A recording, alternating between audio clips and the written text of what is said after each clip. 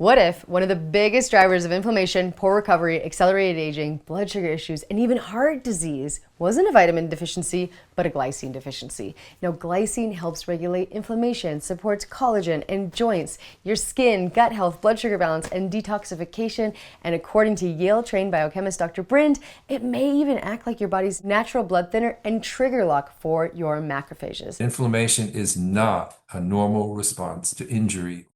Macrophages, these are the first responder cells of the immune system. They're just like the first responders out there in society, the ambulances, the fire trucks. They have a dual role, and they get activated to show up and clean up the mess, or they get activated to draw their weapons out and start shooting because some infection has gotten involved. That's really the only purpose of inflammation, is the first response to infection. So as you say, why does that happen? It happens because there's no trigger lock on the guns that these cells will draw. So glycine is just the natural trigger lock. So it's the same cells, just like the cops out there on the highway will respond to an accident. But they're not going to draw their guns and start shooting up the place unless there are bad actors present. But most people are wildly deficient because modern diets removed the foods that used to provide it. We eat the steak, we throw away the bones. We eat the chicken breast, we skip the broth. The skin, the connective tissue, and the slow-cooked collagen-rich foods our grandparents ate every single week, we threw them by the wayside. And according to Dr. Brind and a 2009 paper, that creates a massive glycine gap. A lot of things, at least 3 things that are going into being glycine deficient. It's the quality of the muscle meat, the fact that we're not eating the bones, and also the fact that our body is making less. That all contributes to making us glycine deficient. So today I'm going to show you 20 simple ways to fix it. So buckle up, because this may be one of the easiest health upgrades you can make. But first, how much do we actually need? According to a 2009 paper, researchers estimated we need about 12 to 14 grams per day.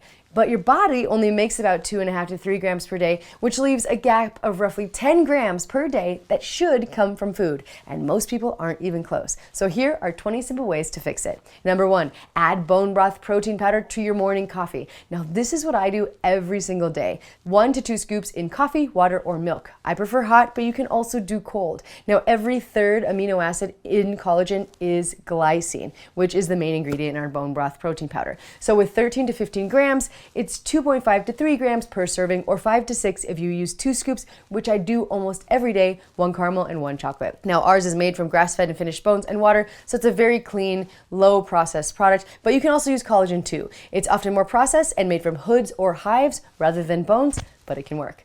Number 2 is to drink a mug of bone broth in the morning. Now for those who don't love coffee or want a post-coffee drink, a warm mug of bone broth is a wonderful mid-morning snack where you can get another 3 to 5 grams. Number 3, cook rice in bone broth. So nobody notices you're adding protein and glycine, but the flavor is incredible. So use it for rice, quinoa, lentils, and even potatoes. Number 4 is cook vegetables in broth. Now steam or saute vegetables in broth. This is great for green beans and carrots and cabbage, even mushrooms and kale. 5 is simmer ground beef in broth. Now the flavor of this is unreal, and it's what we do every single time since we discovered it. Now it's perfect for taco meat, chili pasta sauce, and even burger bowls. Number 6 is make soup your default dinner. Now soup is basically a glycine delivery system. Think chicken soup stew, pho, or pot roast. We love to make a weekly soup to keep in the fridge for a quick glycine-rich snack and dinner. Number 7 is add gelatin to yogurt. Now gelatin contains about 1.5 grams of glycine per tablespoon, so stir it into Greek yogurt for extra protein and glycine. Number 8 is add gelatin, bone broth protein powder, or collagen to your smoothies. You can also add gelatin to smoothies for an easy glycine and texture boost, or you can add collagen or bone broth protein powder also and get another 3 to 6 grams. 9 is to make homemade gelatin gummies. These are perfect for kids and honestly adults too. Just use a little honey, fruit juice, gelatin, and maybe even electrolyte powder for a glycine-rich gummy that everybody loves. I will link to a recipe below. Number 10, make pudding with gelatin. So gelatin adds thickness, protein, and glycine, and is awesome for breakfast prep. You can also try it with chocolate pudding or use unflavored bone broth protein powder. 11 is use bone broth protein powder as a pre-meal drink. Now this is a gut and blood sugar friendly, research-backed ritual, and I suggest that everyone try it, especially before lunch or dinner. That helps with digestion digestion, post-meal inflammation, and even blood sugar and feeling fuller longer. I literally drink bone broth before every single meal. The chocolate or caramel in the morning, savory before dinner, which tastes a little bit like chicken soup, and maybe even glycine-rich sleep protein after dinner. So my blood sugar and stomach stay really happy this way. Number 12 is make bone broth oatmeal. You can even cook savory oats in broth instead of water, and it's actually really tasty. Or if you like a sweeter breakfast, you can try Sweetamine, Dr. Brind's glycine supplement designed as a sweetener, which you can actually use to make your oatmeal taste sweeter. 13 is use broth for pan sauces. So deglaze pans with broth instead of wine. Restaurants do this all the time. Number 14, choose collagen-rich cuts of meat. So short ribs, briskets, shanks, oxtail, chuck roast, wings, chicken thighs, pork, and chicken skin. These are all glycine gold mines. 15 is to roast a whole chicken. Then use everything, the meat, the skin, the carcass, for broth. We have a tradition where we roast a whole chicken or a turkey and then throw the carcass in the crock pot and make a soup for the next day. It's comforting, nourishing, and delicious, and you make one meal into 3.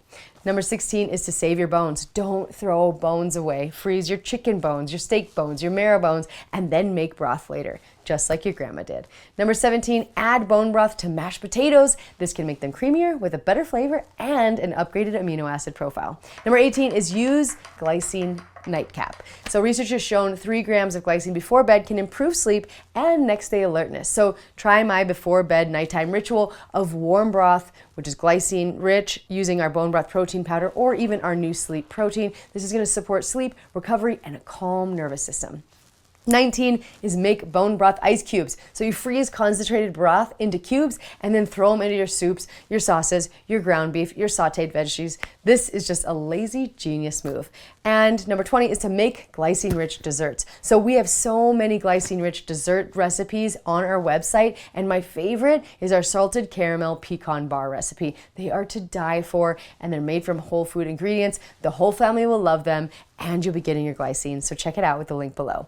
So here's what a high glycine day looks like in my diet. First, my bone broth protein powder in my coffee for 2.5 grams. Then is my pre-lunch broth, another 2.5 grams. Ground beef and veggies cooked in broth, that's 3 grams. Pre-dinner broth, 2.5 grams. Dinner soup for 5 grams. The nighttime glycine bone broth at 3 grams. That's a total of 18.5 grams without doing anything extreme, just eating like humans used to. Now, glycine isn't about another trendy supplement. It's about restoring something normal. For most of human history, we didn't just eat muscle meat. We used bones, we made broth, we valued connective tissue, and we naturally got glycine. But modern life has removed that, and now we call the consequences normal aging. But maybe they're not. So use these tips to close that glycine gap for more vibrant health and aging. And let me know in the comments, which of these 20 glycine strategies are you trying first? And be sure to subscribe for more evidence-based strategies to use food as medicine.